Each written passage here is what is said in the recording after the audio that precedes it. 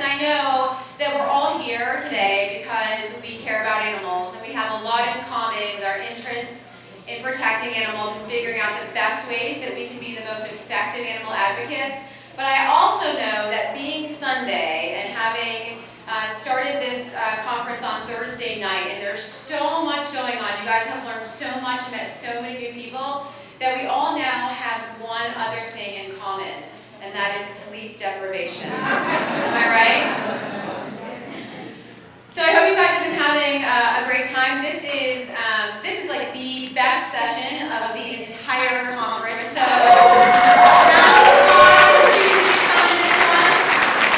I am honored to be on this panel, Strategies for Promoting Vegan Eating, with several of my esteemed colleagues who I respect very much and eager to learn from them as well. So strategies for promoting vegan eating. So we all know that we want to get our message out there. We all know that we want to figure out ways to inspire and empower people to care about animals. But before we get started with all of this, I want to highlight, how many of you guys were at the panel earlier this morning with several of the former undercover investigators?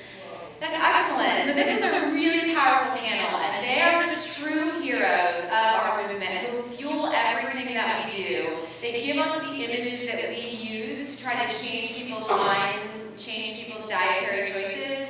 So I wanted to give a quick shout out to one of my personal heroes, Taylor Raddick, who is on the cover of our new magazine.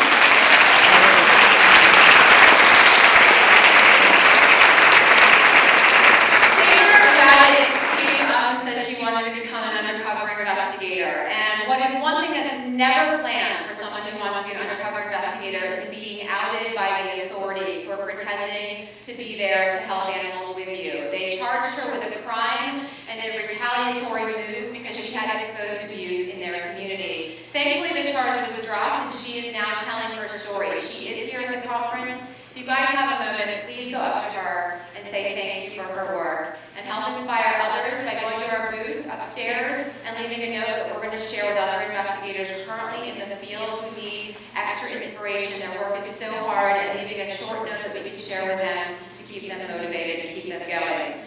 So I'm going to get started on strategies for effective vegan advocacy. So we all know in this room, most of us probably have a dog or cat at home, right? Do you guys have animals at home? So we know a lot about our animals at home, the animals who we live with. We share a lot in common with them. We know when they're happy. We know when they're sad. We know when they're cold. We know when they want attention to play. We know when they're sick, we take them to the vet. We also know when they want to get selfies taken and posted on Facebook.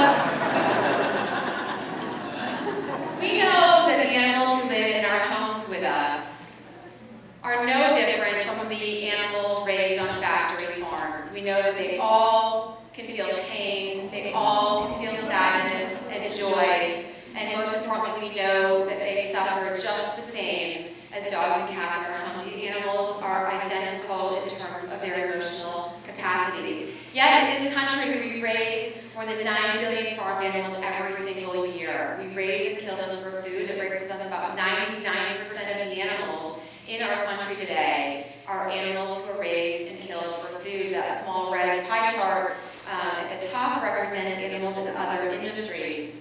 What we also know is that the industry doesn't want us to know what's happening behind their closed doors. They'd rather us seeing songs like Old McDonald's Farm and pink murals in grocery stores, making us think that these animals are leading good lives, when in reality, they're confined to these massive factory farms where they're deprived of the ability to perform most of their natural behaviors. And they want to keep us out. They're trying to pass ag laws that will criminalize undercover investigations. They don't want us to know what's happening behind their closed doors, because it's easier for them to sell products that look like this than it is to tell the reality of where the food is coming from that they're selling in the stores and in the restaurants today. So, there is good news. When we look at what Americans are eating today, we already know overwhelmingly that Americans are eating meat, but we're seeing a shift. We're seeing a significant shift in our food choices. We know that right now 15 million Americans are vegetarian 100% of the time. We know that 50 million more Americans are vegetarian about half the time. And we also know, thanks to the meat industry that conducted a study on this, that 60 million Americans participate in Meatless Mondays. So this is great news.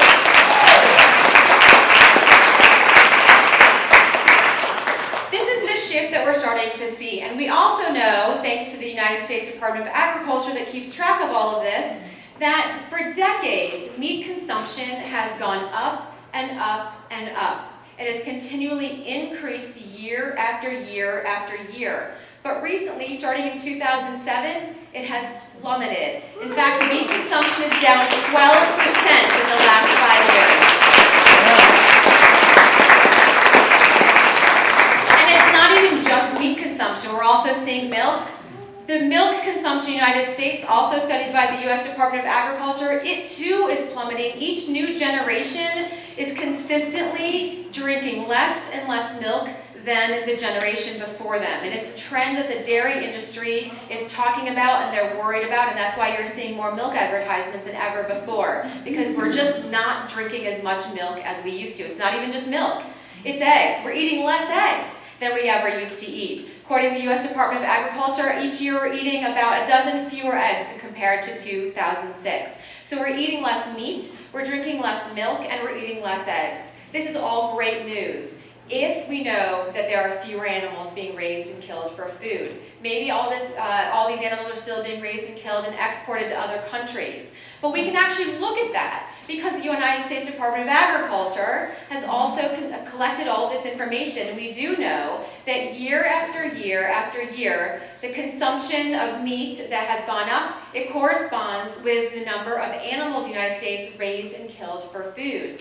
But if we look very close at the numbers, and we're talking about 9.5 billion animals raised and killed for food at the highest peak in 2008, it too is going down. And that might not look like a very significant difference in this chart, but if you look close at the numbers, we're talking about a drop from 9.5 billion animals to 9 billion animals. That's a 500 million fewer animals raised and killed each year for food in the United States, corresponding to our plummeting meat consumption.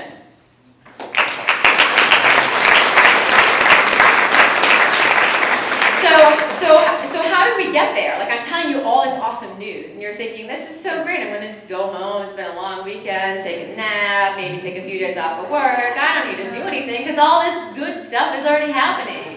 It's not happening because we are hanging out and lazy and just taking our time off. It's happening because we are arming ourselves with the tools that are necessary to make these important changes in our society. What are some of those tools? Some of those tools include Meatless Mondays. Meatless Mondays has been adopted in cities like San Francisco and Washington, D.C. The governments are endorsing these campaigns, encouraging citizens to not eat meat at least one day a week. In the city of Los Angeles has also adopted a Meatless Monday resolution in its city council, and with the result of that resolution empowered the city's school district to go meatless on Monday. It is the second largest.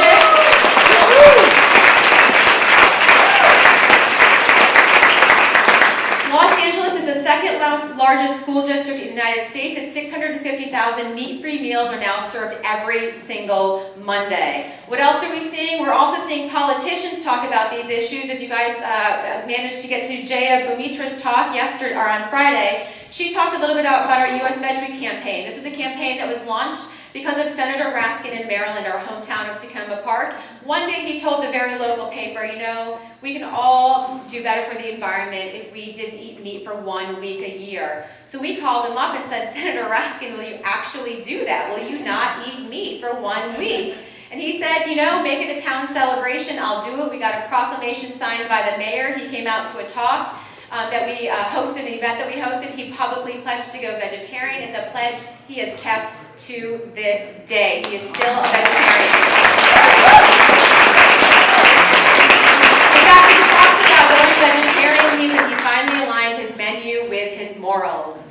We're talking about a campaign that is now, with his help, spread nationwide. We have even Cory Booker is going vegetarian. He is a vegetarian. He's supporting this campaign, and he got involved in this campaign this year by saying, I'm a vegetarian every day. US Veg Week is my birthday week, and you can bet your broccoli I'm in. So there are politicians who are tweeting about this, posting on Facebook, and sharing with their constituents the benefits of not eating meat and empowering them to also make those choices. So we're also seeing celebrities, politicians, people in Hollywood, they're all becoming vegucated. They're all talking about these issues in the public and having an impact. You guys were at the Hall of Fame Awards last night. They also saw the Vegan Athlete Award. Went to David Carter Jr., who's now vegan. He's an NFL player, and he's talking about how this benefits him compassionately. Is a choice that he made, as well as health changes that have been impacted by choosing these foods. So no matter what our path is, whether we're choosing to go meatless on Monday, whether we're vegetarian, if you're like Mark Bittman, you go vegan before 6. If you're like me, you're vegan before 6 and vegan after 6. No matter what our path is, we know that people face challenges. We know when we talk to people about our vegan or vegetarian eating that a lot of people find it to be a challenge. It's a sacrifice. I'm sure several of you in this room have told people that you're vegetarian or vegan, and people are like, oh, that is so good for you. It is not something that I can do. I'm proud of you, but I've tried. It's not something. They think of it as an uphill battle, as a challenge. So we, as a movement, have to make vegetarian and vegan eating seem as easy and as fun as it is, so that as many people want to get involved as possible. And how are we doing that? Well, one way we're doing it is trying to get more vegan options available in the marketplace. We know that when people go shopping and we see this in the marketplace, they're more likely to pick up vegan options, making sure they're readily available, that they're accessible, they're in front of our faces, so that people, even if they're not buying them today, it's in their minds, they might buy them tomorrow. So one way that we're doing this is pushing companies to offer more vegan options in the marketplace. We reached out a few years ago to Morningstar Farms and asked them to remove eggs from their products. They make a great vegetarian line of food, but a lot of it has eggs. They were a little resistant at first until they said to us one day while we were negotiating with them on this issue, they said, we know it's a good idea, we just don't hear from customers about it, so we're not going to make it a priority. Well, we helped them hear from customers.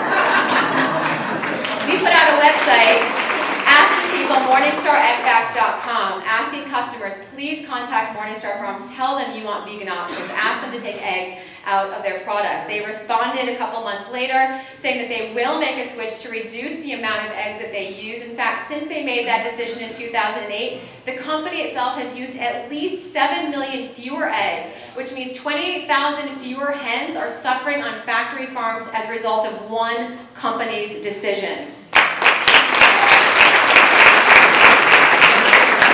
Morningstar Farms said they were doing this cool stuff. We're like, hey, Life, have you guys heard of what this other company's doing? And they immediately said, oh, no, yeah, we saw it. And hang on, we're going to do something. So they too responded by saying, this is a much smaller company, but they responded by saying they're going to use fewer eggs. And since they've made their decision in 2009, they have used about 1 million fewer eggs in their products. They also pledged to introduce 3 new vegan options in the marketplace in 2009, but they could not decide which ones. They ended up introducing 6 new vegan options in the marketplace. And then, of course, we're excited as companies are making changes. We decided, we really need to push Boca. So we'd contacted Boca Foods before, and they pretty much hung up on us. They wanted nothing to do with us. Their email responses were, thank you for contacting us, and that was it.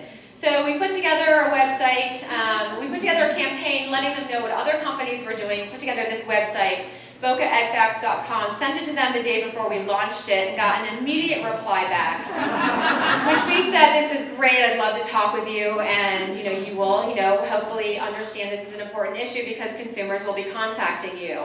And in 2 weeks after launching our website, they were so bombarded with emails and calls that they contacted us and said, please make it stop. I promise you we're going to do something really big on this issue if you just make it stop. And a couple weeks later, they came back and said, we will take all eggs out of all of our products.